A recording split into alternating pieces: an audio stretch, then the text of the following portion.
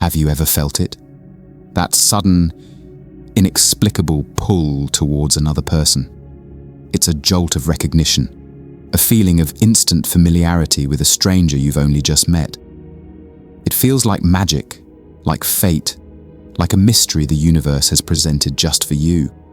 We call it chemistry, a spark, or love at first sight. But what if it isn't random at all? What if, beneath the surface of this magical feeling, there is a hidden, powerful logic at work?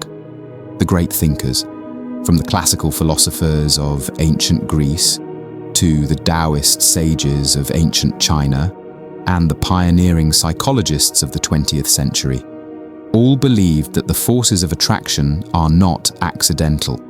They are echoes of our deepest selves. Today, we will explore this hidden logic, guided by the profound insights of the psychologist Carl Jung, the classical philosopher Plato, and the Daoist sage Zhuangzi. We will uncover the two great unconscious reasons why we fall in love. Reasons that have very little to do with the other person, and everything to do with the hidden architecture of our own soul. Part 1. The missing self. Love as a projection.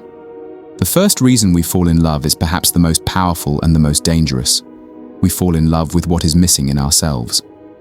Over 2,000 years ago, the Greek philosopher Plato, in his famous dialogue The Symposium, told a myth to explain this. He said that humans were once two-headed, four-armed beings, perfectly whole and powerful. But the gods, fearing their power, split them in two.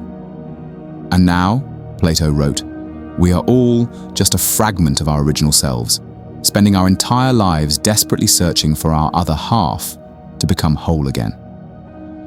This ancient, beautiful myth describes a profound psychological truth. The psychologist Carl Jung modernized this idea, calling it projection. He argued that the other half we are searching for isn't actually another person out there in the world. It is the disowned, undeveloped, or repressed part of our own personality. Consider a man named Alan. He has lived his life by the book.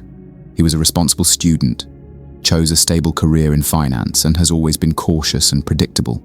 He values security above all else. One day, he meets Mia, a freelance artist who decides her travel plans based on the weather, who is passionate and emotionally expressive, and who lives in a state of creative, beautiful chaos. Alan finds himself completely captivated. He feels a pull he has never felt before. He thinks he is falling in love with Mia. But Jung and Plato would argue he is falling in love with the reflection of his own lost potential. Mia is the living embodiment of the free-spirited, risk-taking, creative self that Alex had to sacrifice to become the responsible man he is today. He is not just attracted to her, he is unconsciously trying to reclaim the missing part of his own soul through her. This is the first great reason people fall in love with you. You represent a beautiful, vital part of themselves that they have lost or have not yet dared to develop. This connection feels electric, but it is also fragile. The danger of projection is that the other person isn't truly seen. They become a symbol, a screen onto which we project our own needs and desires. And when their real, complex humanity inevitably emerges, the idealized image shatters. And the love that was built upon it often shatters as well. Part 2. The inner blueprint. Love as recognition. The second deeper reason we fall in love is less about what we are missing and more about what we are looking for without even knowing it. It is the phenomenon of love as recognition. Carl Jung proposed that within each of us exists an unconscious, archetypal image of our other. In a man's psyche, he called this the Anima, an inner personification of the feminine. In a woman's psyche, he called it the Animus, an inner personification of the masculine. This inner blueprint isn't just a matter of preference. It is sculpted over years by our most formative relationships, especially with our parents, and by the collective myths and symbols of our culture. It is the silent emotional template of the other that we carry in our soul. And then one day, we meet someone who, in some essential way, fits the blueprint. It may not be their looks or their job, but their essence, their energy, the very music of their being, matches the unconscious image we've carried for a lifetime. When this happens, the feeling is overwhelming. It is often described as a sense of deep, uncanny familiarity, a feeling of, I've known you forever, even if you just met. It can feel like destiny, like you've found your soulmate. The Daoist sage Zhuangzi explored this blurring of the inner and outer worlds with his most famous parable. He wrote, "Once, I, Zhuangzi, dreamed I was a butterfly, fluttering hither and thither, to all intents and purposes a butterfly. Suddenly I awoke, and there I was, veritably myself again. Now I do not know whether I was then a man dreaming I was a butterfly, or whether I am now a butterfly, dreaming I am a man." This beautiful, disorienting feeling is precisely what happens when we meet the person who matches our inner blueprint. We are struck with a kind of philosophical confusion. Am I falling in love with this real, external person? Or am I falling in love with a waking dream, a beautiful ghost from my own soul that they have suddenly brought to life? Think of a woman named Liam. She grew up with a father who was her rock, a quiet, steady man who was incredibly dependable and made her feel safe.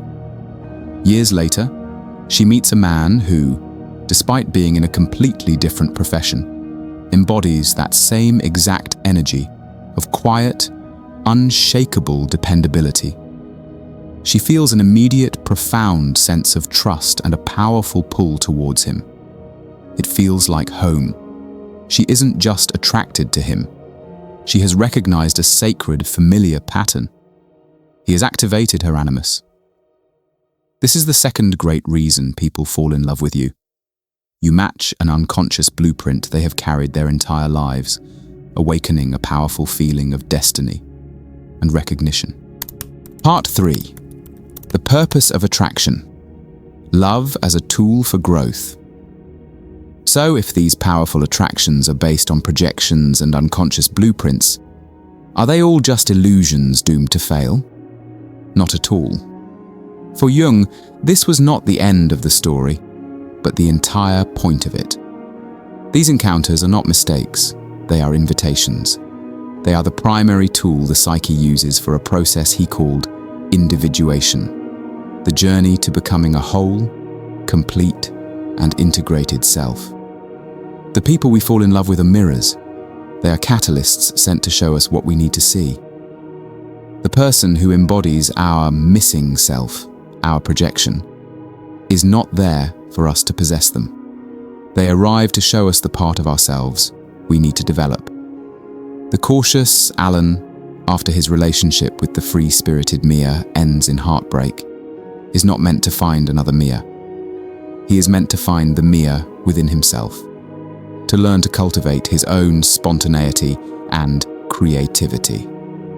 The person who matches our inner blueprint is not there to be our fated soulmate forever. They arrive to make us conscious of the blueprint itself.